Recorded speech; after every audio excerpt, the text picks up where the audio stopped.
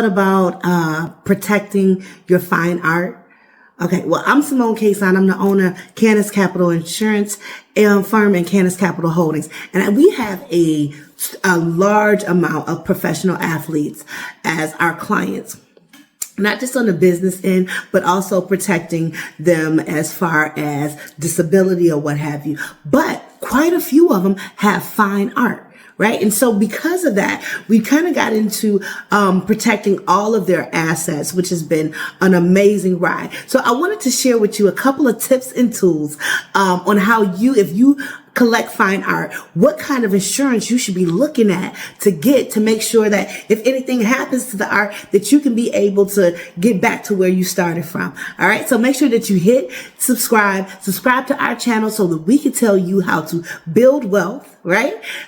Protect your assets and just keys to success. All right, so there's 3 things that I'm going to tell you that you should look for before you start buying insurance for your fine art or collectibles, right? So the first thing that I want you to do is I want you to look at your homeowner's policies. So in most cases, a lot of my clients, they end up having multiple homes. So we always suggest that they look at their homeowner's policies. In addition to that, we want them to talk to an art specialist. So there has to be a reason for you to be covering, and you don't want to cover too soon. You don't want to cover too late. So make sure that you speak to a art specialist. And then last but not least, get a trusted advisor like us or someone that you trust, an insurance agency that is independent, that will be able to shop around and get you the best premium possible. All right, so the first thing that you're going to look for when you're thinking about getting fine art insurance or insurance for collectibles is this included in your homeowner's policy? Now, a lot of homeowners' policies do not include it. And so you want to make sure that you're looking at any of the exclusions that might happen to be out there. There's going to be 2 types of insurance policies that you can actually get for your home. And one is going to be named perils, and the other one is going to be all risk. Right? And so named perils is pretty much going to cover everything that is listed on that policy. All risk is going to be a little bit broader. Doesn't mean that it includes everything, but it's definitely going to be broader. So when you're looking at things that are going to be listed, of course, there's going to be your clothes, your furniture, your appliances, but then in the event of theft, if somebody breaks in, of course, that's going to be your jewelry, your fine art, and your collectibles. So make sure that you're always looking at that. If your homeowner's policy is not enough, then what you want to do is you want to make sure that if it is not enough, then go ahead and do yourself a favor.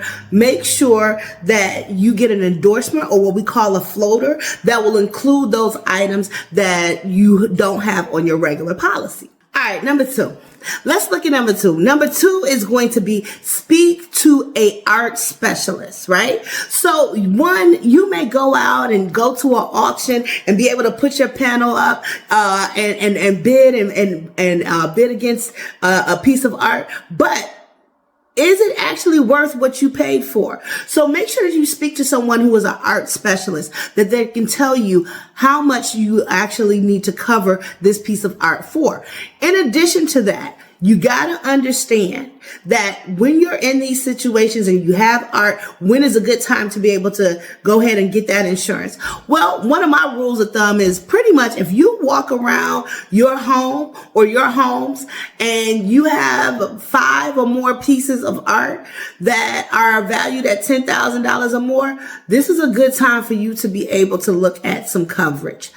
And in addition to that, you may have art at different locations. So you want to make sure that you get a blanket policy if you have it at different locations. What that means is that it's not going to be just attached to the one location. It will give you coverage to all locations, and it'll also give you coverage when the art is in transit.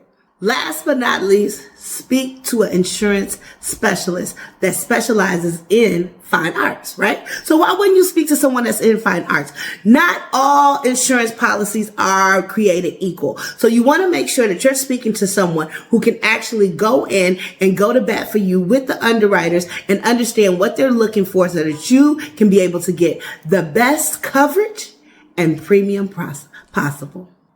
All right, so I'm Simone K. Stein. I am the owner of Candace Capital and Candace Capital Holdings. And so we are here on my YouTube channel. I want you to go ahead and click subscribe so that you can know when I'm coming on, so that I can give you more tips and tools about building wealth, protecting your assets, and last but not least, keys to success.